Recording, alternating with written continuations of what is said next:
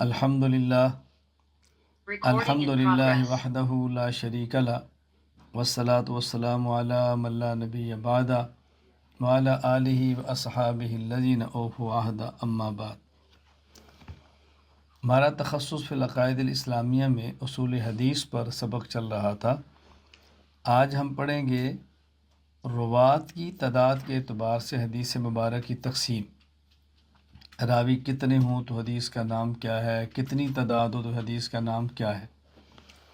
راویوں کی تعداد کے اعتبار سے حدیث مبارک کی 3 قسمیں ہیں۔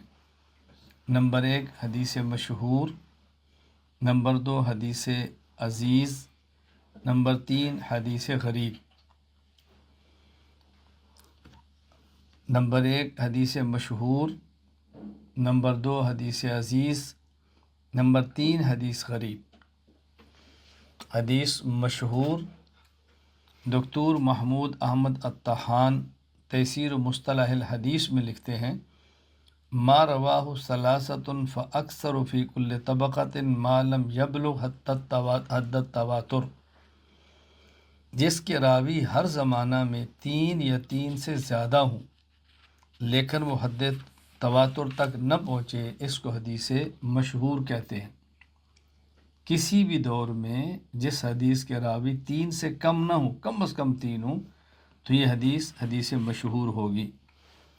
اس کی مثال صحیح بخاری: باب کیف یقبض العلم، وبه قال حدثنا اسماعیل بن ابی اویس قال حدثنی مالک عن ہشام بن عروۃ عن ابی عن عبد اللہ بن عمرو بن العاص رضی اللہ عنہ عنہم قال سمعت رسول اللہ صلی اللہ علیہ وسلم یقول ان اللہ لا يقبض العلم انتزاعا ينتزعه من العباد ولكن يقبض العلم بقبض العلماء حتى اذا لم يبق عالما اتخذ الناس رؤوسا جهالا فسئلوا فافتوا بغیر علم فضلوا واضلوا۔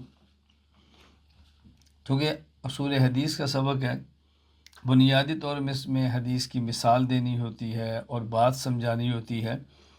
حدیث کا ترجمہ اور تشریح اس پر بات نہیں کی جاتی، لیکن میں اس حدیث پر مختصر گفتگو کرتا ہوں کہ بہت اہم ہے۔ حضرت رسول اکرم صلی اللہ علیہ وسلم نے فرمایا کہ اللہ تعالیٰ علم کو جو اٹھائیں گے وہ کیسے اٹھائیں گے؟ ایسا نہیں ہوگا کہ بندوں کے سینوں سے علم ختم ہو جائے، ایسا نہیں ہوگا کہ ایک شخص حافظ ہو، اس کے سینے سے قرآن چلا جائے، عالم ہو، اس کا علم ختم ہو جائے۔ اللہ تعالیٰ علم کو اس طرح اٹھائیں گے وَلَٰكِن يَقْبِضُ الْعِلْمَ بِقَبْضِ الْعُلَمَاء، اللہ تعالیٰ علماء کو اٹھا لیں گے۔ علماء دنیا میں چلے جائیں گے تو علم ختم ہو جائے گا، یہاں تک کہ ایسا وقت بھی آئے گا کہ اللہ تعالیٰ تمام علماء کو اٹھائیں گے اور کوئی قابل قدر عالم پھر دنیا میں نہیں ہوگا۔ لوگ پھر ایسے لوگوں کو اپنا بڑا بنا لیں گے جو غیر عالم ہوں گے، جاہل ہوں گے، تو ان سے پھر مسائل پوچھے جائیں گے، پھر افتو و فتویٰ دیں گے بغیر علم کے، بغیر پختہ دلیل کے۔ نتیجہ فضلوا و اضلوا، وہ خود بھی گمراہ ہوں گے اور اس کے بعد دوسرے لوگوں کو بھی وہ گمراہ کریں گے۔ اللہ اکبر۔ آج آپ خود محسوس فرمائیں کہ دنیا میں کیا ہو رہا ہے۔ ہمارے ذمے ہے ہم اس کا اہتمام کریں، ہم کوشش کریں، حفاظ تیار کریں، علماء تیار کریں اور راسخ فی العلم علماء تیار کریں تاکہ مضبوط علماء تیار ہوں اور فتویٰ کی مسند بڑی پختہ اور مضبوط ہو۔ اللہ تعالی ہمیں صحیح معنوں میں عالم با عمل بنائے اور اللہ تعالیٰ اعتدال، اخلاص اور دلائل تسلسل کے ساتھ دین کی مقبول خدمت کرنے کی توفیق عطا فرمائے۔ حدیث عزیز: شیخ الاسلام مولانا ظفر احمد عثمانی نبر اللہ مرقدہ ارشاد فرماتے ہیں، وفات 1394 ہجری، قواعد فی علوم الحدیث میں: والعزیز ما لا یرویہ اقل ان اقل منہما فی کل طبقۃ۔ حدیث عزیز وہ ہے کہ جسے ہر دور میں کم از کم 2 راوی نقل کرنے والے ہوں۔ کسی بھی دور میں 2 سے کم راوی اس حدیث مبارک کو نقل نہ کریں تو یہ حدیث عزیز ہے۔ اس کی مثال صحیح بخاری باب حب الرسول من الایمان صلی اللہ علیہ وسلم. بھابی قال حدثنا یعقوب بن ابراہیم قال حدثنا ابن علیہ عن عبد العزیز بن صہیب عن انس رضی اللہ عنہ وعنہم عن النبی صلی اللہ علیہ وسلم. ہا بھی کہتے ہیں، تحویل بھی کہتے ہیں، اور یہاں پر حدیث کی سند بدل رہی ہے، تحویل ہو رہی ہے. ایک یہ سند اسی حدیث کو دوسری سند سے امام بخاری پیش کرتے ہیں.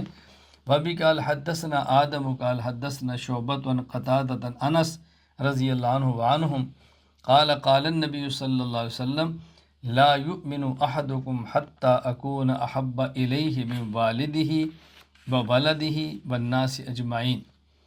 تم میں سے اس وقت تک کوئی شخص کامل ایمان والا نہیں ہو سکتا جب تک کہ میں اس کی اولاد، اس کے والد، اس کی اولاد اور دنیا کے تمام لوگوں سے زیادہ اس کو محبوب نہ بن جاؤں. یعنی کوئی بھی شخص کامل ایمان والا تب ہوگا کہ وہ رسول اکرم صلی اللہ علیہ وسلم سے اپنے والدین، اپنی اولاد اور دنیا کے تمام لوگوں سے زیادہ محبت کرے، پھر مومن ہوگا. یہاں ایک اشکال پیدا ہوتا ہے اور ایک سوال انسان کے ذہن کے اندر آتا ہے، وہ یہ کہ کتنے لوگ ایسے ہیں، بس اوقات ہماری اپنی حالت ایسی ہوتی ہے کہ ماں سے اتنا پیار ہوتا ہے کہ رسول اللہ صلی اللہ علیہ وسلم سے ظاہر نہیں ہوتا، اولاد سے اتنا پیار ہوتا ہے کہ بظاہر نبی پاک صلی اللہ علیہ وسلم سے نہیں ہوتا. انسان اپنی اولاد کی اتنی فکر کرتا ہے کہ حضور کے دین کی نہیں کرتا، اور والدین کی اتنی فکر کرتا ہے کہ نبی پاک صلی اللہ علیہ وسلم کی سنت کی فکر نہیں کرتا. کتنے موقع ہیں اولاد کی خاطر والدین گناہ کر لیتے ہیں اور نبی کی نافرمانی کر لیتے ہیں، والدین کی خاطر گناہ کرتے ہیں اور نبی کی نافرمانی کر لیتے ہیں، بیوی شوہر کی بات مان لیتی ہے، رسول اللہ صلی اللہ علیہ وسلم کو چھوڑ دیتی ہے، شوہر بیوی کی بات مانتا ہے، رسول اللہ صلی اللہ علیہ وسلم کی بات کو چھوڑ دیتا ہے. تو کیا یہ مومن نہیں ہے؟ بات اچھی طرح ذہن نشین فرما لیں. ایک تو اس کا جواب جو میں نے ترجمہ کیا اسی سے حل ہو گیا. یعنی یہ نہیں فرمایا کہ وہ مومن نہیں ہے، فرمایا وہ کامل مومن نہیں ہے. اصل اور کمال درجے کا ایمان یہ ہے کہ انسان کے رگ رگ میں جو پیار ہے وہ رسول اللہ صلی اللہ علیہ وسلم کا کائنات کے سب لوگوں سے زیادہ ہو. اور دوسری بات ذہن نشین فرما لیں کہ ایک ہوتی ہے محبت عقلی، ایک ہوتی ہے محبت طبعی. ایک ہے محبت عقلی اور ایک ہے محبت طبعی. محبت طبعی کا معنی ہوتا ہے کہ جو انسان کی اپنی خواہش ہے، انسان کا نفس ہے، انسان کا جی چاہتا ہے. اور محبت عقلی وہ ہوتی ہے کہ جو انسان سوچ کے، سمجھ کے، دماغ سے اپنے فوائد و نقصان کو دیکھ کر کسی چیز سے محبت کرے، یہ محبت عقلی ہوتی ہے. اس کی آسان سی مثال سمجھیں. ایک انسان کو شوگر ہے، وہ شوگر کا مریض ہے اور بازار جاتا ہے. اب اس کو آئس کریم کھانے کا بہت دل کرتا ہے، جی چاہتا ہے میں آئس کریم کھاؤں، حالانکہ آئس کریم اس کے لیے نقصان دہ ہے. تو وہ اب یہ تبھی تقاضا ہے، انسان کے دل کی خواہش ہے میں آئس کریم کھاؤں، لیکن عقل کیا کہتی ہے؟ نہیں، آئس کریم نہیں کھانی، اس میں میٹھا ہے. چائے نہیں پینی اس کے میٹھے والی، کہوہ نہیں پینی جس میں میٹھا ہو، کافی نہیں پینی جس میں میٹھا ہو. کیوں؟ اس لیے کہ میرا فائدہ اس میں ہے، چینی میں میرا نقصان ہے. تو اب ایک ہے تبھی انسان کی خواہش وہ جا رہی ہے میٹھے کی طرف، اور ایک انسان کی عقل، دماغ، دل وہ میٹھے کی طرف نہیں جا رہا. تو ہم یہ کہیں گے کہ جو انسان شوگر کا مریض ہے وہ میٹھی چیز سے جو پیار کرتا ہے یہ طبعی پیار ہے، اور جو بغیر میٹھے کی چیز سے پیار کرتا ہے اس کا عقلی پیار ہے. تو ایک ہوتی ہے محبت طبعی اور ایک ہوتی ہے محبت عقلی. والدین سے انسان پیار کرتا ہے، کیوں؟ والدین کے وجود سے اس کو وجود ملا ہے، اس کی ضرورتوں کا خیال کیا ہے، انہیں بچپن اس کو سنبھالا ہے، درجہ اسباب میں اس کی امیدیں انہیں سے وابستہ ہیں. تو انسان کی فطرت ہر وقت ان کے ساتھ رہتا ہے. اور جب انسان اپنی عقل اور دماغ سے سوچتا ہے کہ نہیں، میرے ایمان کا سبب کون ہے، میری جنت میں جانے کا سبب کون ہے، میرے جہنم سے بچنے کا ذریعہ کون ہے، مجھے دنیا میں جینے کا سلیقہ کس نے بتایا ہے، خود والدین کی عظمت کس نے بتائی ہے، وہ تو رسول اکرم صلی اللہ علیہ وسلم ہے. تو انسان کی تبھی خواہش ہوگی کہ میں والدین سے بہت پیار کروں، لیکن اس کا دماغ کہے گا نہیں، میں نے رسول اللہ صلی اللہ علیہ وسلم سے پیار کرنا ہے، میں اللہ کے نبی کو نہیں چھوڑ سکتا اور سب کو چھوڑ سکتا. انسان کا نکاح ہوتا ہے، بیوی ہے، اب انسان کی چاہت ہے، یہ انسان کی طبی خواہش ہے، فجر کی نماز بھی چھوڑے، دیر تک سویا رہے، رات بھر جاگتا رہے، محبت کی باتیں کر، یہ انسان کی فطری خواہش ہے. لیکن انسان جب عقل اور دماغ سے سوچتا ہے کہ نہیں، میں نے اگر نماز نہ پڑھی کتنا گناہ ہوگا، میں نے وقت پہ نہ غسل کیا کتنا جرم ہوگا، میری نماز رہے گی کتنا نقصان ہوگا، میں نے دین کو چھوڑا تو مجھے جہنم ملے گی. اب ایک انسان کی فطرت اور نفس کی خوشی ہے، خواہش ہے، اور ایک انسان کے دماغ اور عقل اور دل کا فیصلہ ہے. تو ایک ہے محبت عقلی اور ایک ہے محبت طبعی. اب یہ دیکھا جاتا ہے کہ محبت کس سے زیادہ ہے. بظاہر انسان کو بعض چیزوں سے طبعی اور عقلی محبت، طبعی محبت زیادہ ہوتی ہے، لیکن محبت زیادہ ہے کون سی، اس کا اس وقت پتہ چلتا ہے جب دونوں میں مقابلہ ہوتا ہے. اب انسان طبعی محبت کو لیتا ہے، عقلی محبت کو لیتا ہے، اس وقت پتہ چلے گا. میں سمجھتا ہوں کمزور سے کمزور درجے کا مسلمان بھی ہوگا، اگر اس کے والد کو گالی دی جائے نا تو شاید برداشت کر لے، اس کی ماں کو گالی دی جائے تو شاید برداشت کر لے، بہن اور بیٹی کو گالی دی جائے تو شاید برداشت کر لے، لیکن اس کے نبی کو گالی دی جائے تو کبھی برداشت نہیں کرے گا. حتیٰ کہ اس کا والد بھی گالی دے گا تو والد کو بھی برداشت نہیں کرے گا. اب ماں گالی دے گی تو ماں بھی کوئی برداشت نہیں کرے گا. وہ کہے دیکھیں امی ابو، میں آپ کا بہت احترام کرتا ہوں لیکن حضور صلی اللہ علیہ وسلم کے بارے میں کمپرومائز نہیں کر سکتا. اب مجھے مار لیں، جو کہنا کہہ لیں، میرے نبی کچھ نہ کہنا.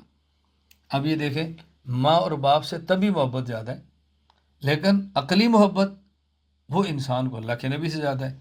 تو یہ جو اللہ کے نبی نے فرمایا کہ تم میں سے کوئی شخص اس وقت تک مومن نہیں ہو سکتا جب تک اس کو مجھ سے پیار اپنے والدین، اپنی اولاد اور دنیا کے تمام انسانوں سے زیادہ نہ ہو. تقریباً ہر مسلمان کی حالت ہے جب دونوں محبتوں میں فرق پڑتا ہے نا، مقابلہ ہوتا ہے، تو پھر انسان سمجھتا ہے کہ نہیں، پھر انسان سمجھتا ہے کہ نہیں، محبت وہی ہے جو رسول اللہ صلی اللہ علیہ وسلم کی. کسی انسان کو اپنی بیوی سے کتنا پیار کیوں نہ ہو، اس پورے 7 بر اعظم اس کے لیے لے آئے، دنیا جہان کے زیور اس کے لیے لے آئے، اپنی جان پہ کھیل کے اس کی خواہشات پوری کر لے گا، لیکن اگر اس نے اس کے نبی کے بارے میں بات کی نا، میں یہ نہیں برداشت کر سکتا. جو کہنا ہے کہہ لے، جو مانگنا ہے مانگ لے، جو مجھ سے لینا لے لے، مجھے جو کہتی ہے کہہ لے، میرے حضور کو کچھ نہ کہنا صلی اللہ علیہ وسلم، میرے نبی کو کچھ نہ کہنا. اب اس کے بہت سارے واقعات ہیں. میں نے پہلے عرض کیا کہ چونکہ سورہ حدیث کا سبق ہے، کوئی تقریر کا وقت نہیں، میں اس پر کتنے واقعات آپ کو سناتا کہ کتنے بادشاہوں کے ایسے واقعات موجود ہیں کہ جب بیوی سے پیار ہے، جب ایمان کی باری آئی ہے تو کہا نہیں، میں ایسا نہیں ہو سکتا، میں نے تجھے دل دیا ہے، میں نے تجھے ایمان نہیں دیا، میں ایمان اپنا تجھے نہیں دے سکتا. اس بہت سارے واقعات موجود ہیں. اچھا، اس کی مثال آ گئی. حدیث عزیز کا حکم کیا ہے؟ یحکم بصحت حدیث عزیز او ضعفہ بعد الاطلاع علی وجود شرائط صحت فیہ و عدمہ. یعنی حدیث عزیز کے صحت یا ضعف کا فیصلہ اس میں صحت کی شرائط پائے جانے یا نہ پائے جانے کے بعد ہی کیا جائے گا. یعنی ہم حدیث عزیز کو نہ صحیح کہہ سکتے ہیں نہ ضعیف کہہ سکتے ہیں. جو صحیح اور حدیث کی دیگر شرائط ہیں اس کو دیکھ کر فیصلہ کیا جائے گا کہ یہ صحیح ہے اور یہ حدیث یہ ضعیف ہے. نمبر 3، حدیث غریب. شیخ الاسلام مولانا ظفر احمد عثمانی رحمہ اللہ تعالی وفات 1394 ہجری، قواعد فی علوم الحدیث میں لکھتے ہیں: ما یتفرد بروایتہ شخص واحد من الثقات او غیرہم فی ای موضع وقع تفرد بہ من السند. حدیث غریب وہ حدیث ہے کہ جس کی سند کے کسی ایک حصہ میں نقل کرنے والا راوی اکیلا ہو جائے، چاہے وہ راوی ثقہ ہو چاہے وہ راوی ضعیف ہو. اللہ اکبر. یعنی حدیث غریب کون سی حدیث ہے؟ اس حدیث میں کہیں نہ کہیں روایت نقل نہیں کرنے والا ایک راوی ہو جائے، خاص ثقہ ہو یا ضعیف ہو. اس کا مطلب حدیث غریب صحیح بھی ہو سکتی ہے اور حدیث غریب صحیح بھی ہو سکتی ہے. پھر اس تفرد اور غرابت کی 2 قسمیں، یعنی حدیث غریب کی 2 قسمیں. نمبر 1 غریب مطلق. نمبر 1 غریب مطلق. نمبر 2 غریب نسبی، غریب مطلق اور غریب نسبی۔ غریب مطلق وہ حدیث ہے جس کے پہلے طبقہ میں راوی ایک ہو، یعنی حضور اکرم صلی اللہ علیہ وسلم سے نقل کرنے والا صحابی اکیلا ہو یا پھر صحابی سے نقل کرنے والا تابعی اکیلا ہو، یہ ہے غریب مطلق۔ رسول اکرم صلی اللہ علیہ وسلم سے سنا تو کئی صحابہ نے ہوگا لیکن نقل کرنے والا ایک ہوگا، صحابہ سے سنا تو کئیوں نے ہوگا لیکن نقل کرنے والا ایک ہوگا تابعی۔ پہلے آپ مثال سمجھیں صحابی کی۔ صحیح بخاری باب ان کے فقان بد الوحی الی رسول اللہ صلی اللہ علیہ وسلم بابی قال حدثنا الحمیدی عبداللہ بن الزبیر قال حدثنا سفیان قال حدثنا یحیی بن سعید الانصاری قال اخبرنی محمد بن ابراہیم التیمی انہ سمع علقمۃ بن وقاص اللیثی یقول سمعت عمر بن الخطاب رضی اللہ عنہ علی المنبر قال سمعت رسول اللہ صلی اللہ علیہ وسلم یقول انما الاعمال بالنیات وانما لکل امرئ ما نوى فمن كانت ہجرته الى دنیا يصيبها او الى امرأة ينكحها فہجرته الى ما هاجر الیہ۔ حضرت عمر رضی اللہ عنہ فرماتے ہیں کہ میں نے رسول اکرم صلی اللہ علیہ وسلم کو سنا جب آپ منبر پہ تشریف فرما تھے۔ آپ نے فرمایا کہ اعمال کا مدار نیت پر ہے اور ہر شخص کو وہی ملے گا جس کی اس نے نیت کی ہے۔ اگر کسی شخص کی نیت ہے اور اپنے گھر کو چھوڑتا ہے، ملک کو چھوڑتا ہے، کیوں؟ تاکہ پیسہ ملے، اس کو پیسہ مل جائے گا۔ کسی نے گھر اور ملک کو چھوڑا ہے کہ فلاں عورت سے میری شادی ہو جائے، اس کو عورت مل جائے گی، اس کی شادی ہو جائے گی۔ اللہ اکبر۔ تو ہجرت الی ما ہاجر الیہ، تو اس کی ہجرت اسی کی طرف ہے جس کی طرف اس نے ہجرت کی ہے۔ اب یہ حدیث پاک نقل کرنے والے تنہا حضرت عمر بن خطاب رضی اللہ تعالی عنہ ہیں، یعنی ہجرت تو وہی ہے جو اللہ کے رسول کے لیے ہو۔ تو آپ صلی اللہ علیہ وسلم سمجھایا اگر دنیا کے لیے ہے تو دنیا ملے گی، اجر نہیں ملے گا، بیوی کے لیے ہے تو بیوی ملے گی، اجر نہیں ملے گا، اور اگر اللہ کے لیے ہے تو پھر انسان کو اجر ملے گا۔ اور یہ بات میں طلبہ کرام سے عرض کرتا ہوں، ذہن نشین فرما لیں، اللہ کے دین کی خاطر اگر کوئی شخص اپنا گھر، اپنی بستی، اپنا ملک چھوڑ دیتا ہے تو اس کے ساتھ وسعت کے اللہ کے وعدے ہیں۔ وَمَن يُهَاجِرْ فِي سَبِيلِ اللَّهِ يَجِدْ فِي الْأَرْضِ مُرَاغَمًا كَثِيرًا وَسَعًا، جو ہجرت کرے اور اللہ کے لیے کرے، اللہ اس کو بہت وسعت عطا فرماتے ہیں، اللہ اس کو محروم کبھی نہیں کرتے۔ تو انسان اللہ کے لیے گھر چھوڑے، اللہ اس کو گھر سے بہتر گھر دیتے ہیں، اللہ کے لیے ملک چھوڑے، ملک سے بہتر ملک دیتے ہیں، اللہ کے لیے دوست احباب چھوڑے، اللہ دوستوں سے بہتر اس کو دوست دیتے ہیں۔ یہ میرے اللہ کا وعدہ ہے۔ دنیا کی خاطر ملک کو چھوڑنے والے کئی ملیں گے، دین کی خاطر ملک کو چھوڑنے والا آپ کو کوئی ملے گا۔ اللہ تعالی ہم سب کو دین کے ساتھ وابستہ رہنے کی توفیق عطا فرمائے۔ اور دین کے لیے ملکوں کو چھوڑنا یہ ہمارے پیغمبر پاک صلی اللہ علیہ وسلم کا وتیرہ ہے۔ آپ سے پہلے بھی انبیاء کے ساتھ ہے، لیکن میں رسول اکرم صلی اللہ علیہ وسلم کی بات کر رہا ہوں کہ اللہ کے نبی صلی اللہ علیہ وسلم نے، آپ کے علم میں ہے کہ آپ نے چھوڑا ہے مکہ مکرمہ، اور کیوں چھوڑا ہے؟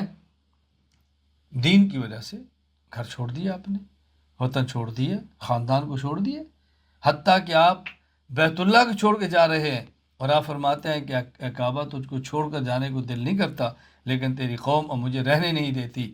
تو اللہ پاک نے آپ کو بہتر افراد دیے، جگہ دی، اللہ اکبر، جان اور مال سب کچھ لوٹانے والے اللہ نے جانسار عطا فرما دی۔ تابعی کی مثال کہ صحابی سے نقل کرنے والے صرف تابعی ہو۔ سنن ابی داؤد باب فی رداء الارجاء، باب فی رد الارجاء، وبی قال حدثنا موسیٰ بن اسماعیل قال حدثنا حماد قال اخبرنا سہیل بن ابی صالح عن عبد اللہ بن دینار عن نبی صالح عن نبی ہریرہ رضی اللہ تعالی عنہ وعنہم ان رسول اللہ صلی اللہ علیہ وسلم قال الایمان بضع وسبعون افضلها قول لا الہ الا اللہ وادناها اماطۃ العزم عن الطریق والحیاء شعبۃ من الایمان۔ حضرت ابو صالح نے حضرت ابو ہریرہ سے روایت نقل کی ہے، تنہا ابو صالح ہیں جو ابو ہریرہ سے اس حدیث کو نقل کرتے ہیں، اور ابو صالح تابعی ہیں۔ حضرت ابو صالح، ان کا نام تھا زکوان، ان کو سمان بھی کہتے، زیاد بھی کہتے۔ سمان کہتے ہیں گھی والا، یہ گھی کا کام کرتے تھے۔ زیاد کہتے ہیں زیت اور تیل کا کام کرنا۔ یہ مدینہ منورہ سے تیل اور گھی لیتے اور کوفہ میں جا کے فروخت کیا کرتے تھے۔ حضرت سعد بن ابی وقاص، حضرت ابو ہریرہ، حضرت ابو الدرداء، حضرت جابر بن عبداللہ، حضرت عبداللہ بن عمر، حضرت عبداللہ بن عباس، حضرت معاویہ رضی اللہ عنہم وغیرہم دیگر صحابہ کرام کے شاگرد تھے، ثقہ تھے، صالح الحدیث تھے۔ 101 ہجری میں آپ کی وفات ہوئی ہے۔ ابن حجر عسقلانی رحمۃ اللہ علیہ نے تہذیب التہذیب میں اس کو لکھا ہے۔ تو یہ فرماتا ہے کہ رسول اللہ صلی اللہ علیہ وسلم فرمایا الایمان بضع و سبعون اللہ افضلها قول لا الہ الا اللہ، کہ ایمان کے تو کئی شاخیں ہیں، ایمان کی 70 سے اوپر شاخیں ہیں، سبحان اللہ، 70 سے بھی زیادہ شاخیں ہیں، اور ان میں سے افضل شاخ کون سی ہے؟ لا الہ الا اللہ، توحید، و اماطۃ العزم عن الطریق، اور ادنا، سب سے آخری درجے کی کیا ہے؟ راستے سے گندگی ہٹا دو، تکلیف کی چیز ہٹا دو، اور حیا یہ ایمان کا بہت بڑا شعبہ ہے۔ سبحان اللہ، اللہ تعالیٰ ہمیں یہ بات سمجھنے کی توفیق عطا فرمائے، اللہ میں عقیدہ توحید میں پختگی عطا فرمائے، اللہ میں حیا بھی عطا فرمائے، اور اللہ تعالیٰ ہمیں لوگوں کی خیر کا اور لوگوں کو نفع پہنچانے کا ذریعہ بنائے۔ غریب نسبی، غریب نسبی وہ حدیث مبارک جس کو پہلے طبقہ صحابہ اور تابعین میں نقل کرنے والے افراد تو زیادہ ہوں، لیکن بعد میں کسی ایک جگہ پہ راوی ایک ہو، کئی صحابہ نقل کیا ہو، کئی تابعین نقل کیا ہو، لیکن بعد میں نقل کرنے والے کوئی ایک رہ گیا ہو۔ اس کی مثال صحیح بخاری باب المغفر، وابی قال حدثنا ابو الولید قال حدثنا مالک عن الزہری عن انس رضی اللہ عنہ عنہم ان النبی صلی اللہ علیہ وسلم دخل مکہ عام الفتح وعلی رأسہ المغفر، رسول اکرم صلی اللہ علیہ وسلم جب فتح مکہ کے وقت مکہ میں داخل ہوئے تو آپ کے سر مبارک پر المغفر، خود تھا، وہ جو لوہے کی ٹوپی ہوتی ہے جانیاں کڑیاں لٹکی ہوتی ہیں۔ رسول اکرم صلی اللہ علیہ وسلم اس حال میں مکہ مکرمہ میں داخل ہوئے۔ نبی پاک صلی اللہ علیہ وسلم کی شان تھی، آپ مجاہد بھی تھے، آپ مدبر بھی تھے، آپ معبر بھی تھے، آپ مفتی بھی تھے، آپ کے اندر ساری صفات موجود تھی۔ آپ اس حال میں مکہ مکرمہ کے اندر داخل ہوئے۔ حضرت بدر الدین محمود بن احمد بن موسیٰ العینی حنفی رحمہ اللہ، وفات 855 ہجری، عمدۃ القاری شرح صحیح بخاری میں لکھتے ہیں وقد عد هذا الحدیث فی افراد مالک عن الزہری، حضرت امام مالک زہری سے نقل کرنے والے اکیلے ہیں، یعنی جس طرح امام مالک کی اور ایسی روایت جس میں اکیلے ہیں، یہ بھی انہی میں سے ایک روایت ہے کہ جو حضرت امام مالک رحمۃ اللہ علیہ تنہا اس روایت کو نقل کر رہے ہیں۔ یہاں یاد رکھ لیں، میں پہلے بھی بتا چکا ہوں کہ غرابت صحت کے منافی نہیں، حدیث غریب بھی ہو اور حدیث صحیح بھی ہو، کوئی اس میں حرج کی بات نہیں۔ سلطان المحدثین ملا علی قاری رحمہ اللہ، وفات 1014 ہجری، مرقات المفاتیح شرح مشکات المصابیح باب الصحب کے تحت فرماتے ہیں المقرر فی اصول الحدیث ان الغرابۃ لا تنافی الصحۃ والحسن، حدیث کا غریب ہونا یہ حدیث کے صحیح اور حدیث کے حسن ہونے کے مخالف نہیں، یہ محدثین کے اصول حدیث کا طے شدہ اصول اور ضابطہ ہے کہ حدیث صحیح بھی ہو اور حدیث غریب بھی ہو۔ اور عجیب بات یہ ہے، آپ حیران ہوں گے کہ صحیح بخاری کی سب سے پہلی روایت وہ بھی غریب ہے، اور صحیح بخاری کی سب سے آخری روایت وہ بھی غریب ہے۔ صحیح بخاری کی پہلی حدیث پاک ابھی آپ نے سنی ہے کہ حضرت امام بخاری رحمہ اللہ تعالی جو سب سے پہلی روایت لائے ہیں، فبی قال حدثنا الحمیدی عبداللہ بن الزبیر قال حدثنا سفیان قال حدثنا یحیی بن سعید الانصاری قال اخبرنی محمد بن ابراہیم التیمی انہ سمع علقمۃ بن وقاص اللیثی یقول سمعت عمر بن الخطاب رضی اللہ عنہ علی المنبر قال سمعت رسول اللہ صلی اللہ علیہ وسلم یقول انما الاعمال بالنیات فإنما لكل امرئ ما نوى فمن كانت هجرته إلى دنيا يصيبها أو إلى امرأة ينكحها فهجرته إلى ما هاجر إليه. یہ حدیث صحیح بھی ہے اور غریب بھی ہے اور بخاری شریف کی پہلی حدیث. اسی طرح صحیح بخاری کی آخری حدیث ہے. وبی قال حدثنا حمد بن اشکاب قال حدثنا محمد بن فضیل عن عمارة القعقاع عن ابی سرا عن ابی ہریرہ رضی اللہ عنہ عنہم قال قال رسول اللہ صلی اللہ علیہ وسلم کلمتان حبیبتان الی الرحمن خفیفتان علی اللسان ثقیلتان فی المیزان سبحان اللہ بحمدی سبحان اللہ العظیم. یہ حدیث صحیح بھی ہے اور غریب بھی ہے. تنہا ابو ہریرہ رضی اللہ تعالیٰ عنہ اس حدیث کو رسول اکرم صلی اللہ علیہ وسلم سے نقل فرما رہے ہیں. تو حدیث کا غریب ہونا یہ حدیث کے صحیح ہونے کے منافی نہیں ہے. میں نے ابھی آپ کی خدمت میں عرض کیا نا کہ رسول اکرم صلی اللہ علیہ وسلم کے اندر ساری صفات تھی. معلم، مربی، معبر، مفتی، مجاہد، سب صفات موجود تھی. ایک عالم جو پیغمبر کا وارث ہے، عالم کو چاہیے اپنے اندر ان صفات کو پیدا کرے. میں کئی بار علماء کرام کی خدمت میں گزارش کیا کرتا ہوں کہ دیکھوں، ہم جب کہتے ہیں کہ ہم نبی کے وارث ہیں تو اس کا معنی یہ نہیں ہم وارث ہیں مجھے تنخواہ دو امام بنا لو، مجھے تنخواہ دو خطیب بنا لو، مجھے پیسے دو مجھ سے بچے پڑھا لو، مجھے پیسے دو مجھے مؤذن بنا لو. یہ وارث ہونے کا معنی نہیں ہے وارث یہ کام اس نے کرنے ہیں.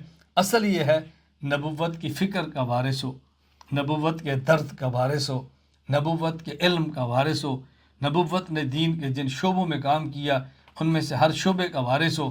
یہ عالم کی شان ہے. اللہ تعالی ہمیں وہی شان عطا فرمائے.